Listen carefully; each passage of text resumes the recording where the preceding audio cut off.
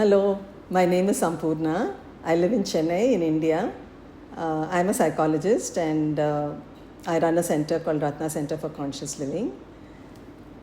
Today we'll talk about the mind-body connection.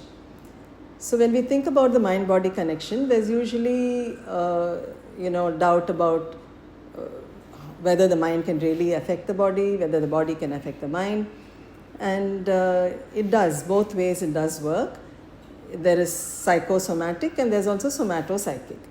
One leads to the other. So through the day, if you just think through the day, how many thoughts do we have? A lot of times when I ask people this, they say, oh, hundreds of thoughts, oh, lots of thoughts. But actually, if you look at the number of thoughts, we have about 60 to 80,000 thoughts in a day. An average person, we have 60 to 80,000 thoughts in a day. And out of that, research has found that 70% of the thoughts don't work for us. They're negative. But when I say negative, it's not like, I'm thinking ill of someone else or I'm being wicked, or it's not any of that. It's just that those thoughts are stress producing. They don't work for the body. It affects the mind, the body in some way that's not healthy. So if 70% of our thoughts are like that, then what are we creating in our life? When we think that thought, we don't feel good. And not only we don't feel good, it spirals. And then we attract something based on those thoughts into our lives. So that doesn't really work. Apart from this, what has also been found is that 90% of these same thoughts are repeated the next day. So what sense does it make? Already these are thoughts not working for us. And then we are rehashing the same thoughts over and over. It's not even anything new or original. It's the same thoughts, which anyway don't work for us. And then what are we doing? We are making that into our dominant thought pattern. So it's like going into default mode. Automatically our thoughts go into that direction. So sometimes, somebody, you have fear of something. Even if we don't want to feel that fear, before we can think, that fear just arises. Or we get stressed about something. Before we can think about doing anything, before we can even calm ourselves, automatically when some activity has to be done, the stress just comes naturally. Our mind goes into, oh, now I have to finish this, I have to do that. What if I don't have the time? So many of these thoughts. And we can't stop ourselves at that moment because that's become the dominant pattern. So by default, it goes off running in that direction. It's like the railway track is already there for that, and the train goes in that direction. So now we need to create another track for us to be able to move in a different direction. And for that, we can always use positive affirmative statements, which will actually work for us. But before we go into that, some examples about how the mind and body actually work, whether it's in harmony or in disharmony, or whether the mind produces good health or the mind creates ill health.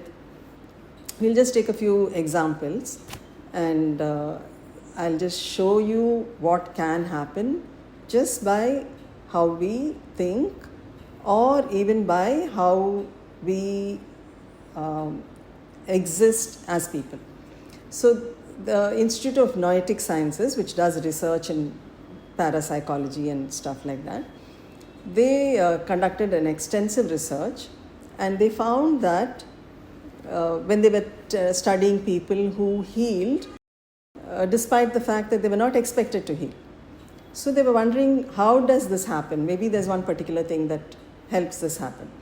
So they did a study and they found that it was not a particular process or some particular activity which made it work. It was the kind of state they were in. Like people who were in deeply relaxed states, or who used a lot of hypnosis, who did a lot of meditation, or who had beliefs about their health even if they were told that they are not going to survive, but they believed that they would. These are all the people who actually improved their health. So again, what does that show? How one's thinking actually affects the body. Also, it's been found in studies with multiple personality disorders that a person with the same body but who has different personalities also shows completely different ways of living. In the sense, a woman who was allergic to makeup in one personality was able to wear loads of makeup when she was in another personality. Similarly, there was a woman with who wore spectacles, and in one personality of hers, her prescription was different from the other personality. So, what do you say to this? What can we say about this? It's not like they're thinking about it. It's not like they're deliberately doing anything. In that personality, because that is a disorder, but in that personality, they were exhibiting some particular trait. In another personality, it was completely different. Similarly, under hypnosis, a client was told that they'll be placing a red hot coal on the hand, and instead they placed ice. But when what they saw was that there was actually a burn there was a scald. So again, it was ice that was placed, and how did this happen? So a lot of research evidence is there to show the connection between the mind and the body, and it's not even necessary that we should believe all this. If we are even willing to just explore, we are willing to just try out, we are willing to just see, let me see if this will work, then that itself is enough. That's a good start. So why don't we just close our eyes and just check in within and see what are the running thoughts about our health? What's the dominant thought pattern? Is it one of certainty that I'm well and my body can heal itself? Or is it that is there fear? Is there worry? Is there anxiety? Don't censor, don't judge, don't stop some thought from coming. Let's just close our eyes and just see, what do I generally think? What's the general pattern in my thinking about my health? Is it like, I don't want to be sick, I'm afraid I'll fall ill, what if my body doesn't work properly? Will there be someone to take care of me when I'm old? Do I feel irritation that my body is not functioning as I want it to? What are the thoughts? Anything else, anything like this which actually is not positive about your body? When we fall ill, when we have issues, as we start growing older, it's normal for us to have these fears, have these worries, feel irritated, be anxious, feel worried. So, it's good to identify those. What am I actually feeling?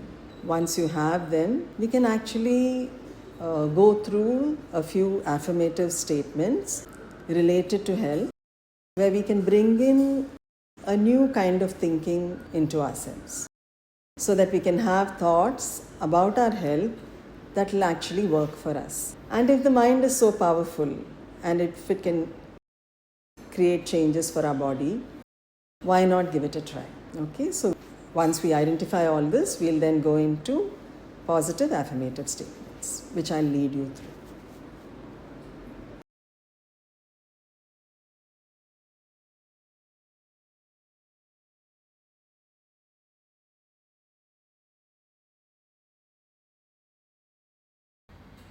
Please close your eyes, breathe in, breathe out, and allow your body to relax.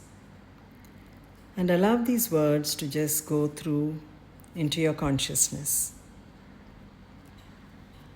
It is possible for me to be healthy and well. It is possible for me to be healthy and well. I trust my body. I trust my body. Health and recovery is a normal and natural process. Health and recovery is a normal and natural process.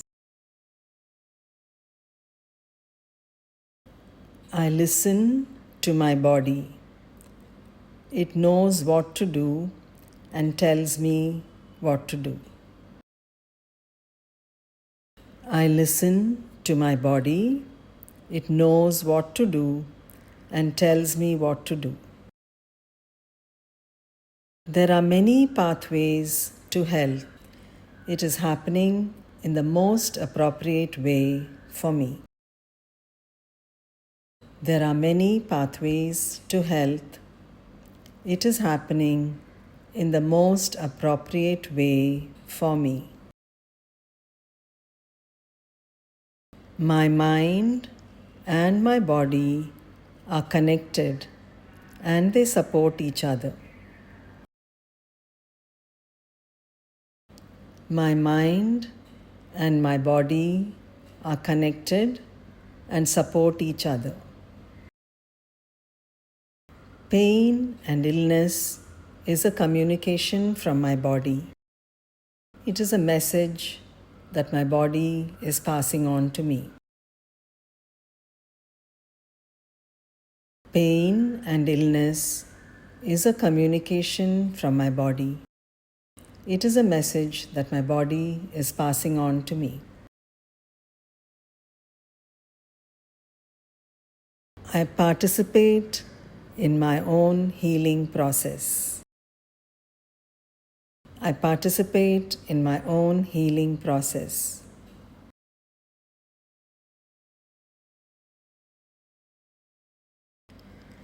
I tune into the healing energy in my body. I tune into the healing energy in my body. I visualize my body being vibrant and well. I visualize my body being vibrant and well. Health and wellness are a natural process and I deserve them. Health and wellness are a natural process and I deserve them.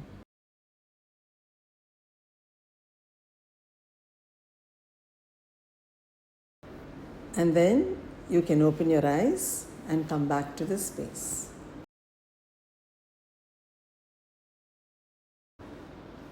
So you can repeat these affirmations, these statements, several times every day. Anyway, you have some thoughts running in your head. Instead of those thoughts, you just replace them with these thoughts. That's all. You don't have to worry about giving extra time separately for this. With whatever you're doing, whatever thoughts are there, you just replace them, you think of these thoughts instead. And as you're doing that, also notice each time you have a thought that doesn't work for you. Let's say you have some fear. You say, oh, I don't know what's going to happen to my health. I don't know what's going to happen to my knee. Then immediately just pause there and say, that's not what I want. What do I want? And go towards what you desire rather than what you don't desire. Because the thought that you don't desire is not working for you, it's not healthy for you. So go towards what you desire. What do you desire then? That my knee is healthy. So you just think, that's not what I want. What I want is for my knee to be healthy. And then just say, my knee is healthy.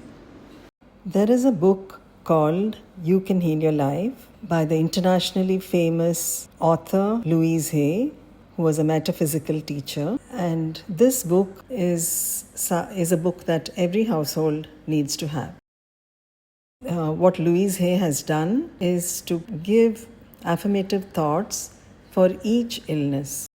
She's given the probable cause of that particular illness, that particular disease, and the new thought pattern that you would want to develop. So if you can get a copy of that book, You Can Heal Your Life by Louise Hay, it would be a great support for you on your journey to wellness. So each time, whenever a negative thought comes, you retrain your mind into thinking of what you actually want. So that will work for you, that will make your body healthier, your mind healthier. And with that kind of a positive outlook and thoughts, that becomes your dominant pattern of thinking, and then that's what you'll start creating and attracting into your life. And then after a few days, you start noticing that those thoughts that didn't work for you will be getting lesser and lesser, and feeling of good health, well-being, thoughts about good health, even your thoughts about good health, everything will become more predominant. And again, then that's what you start attracting into your life. Thank you all for sharing this time with me, for listening, and hope to meet again.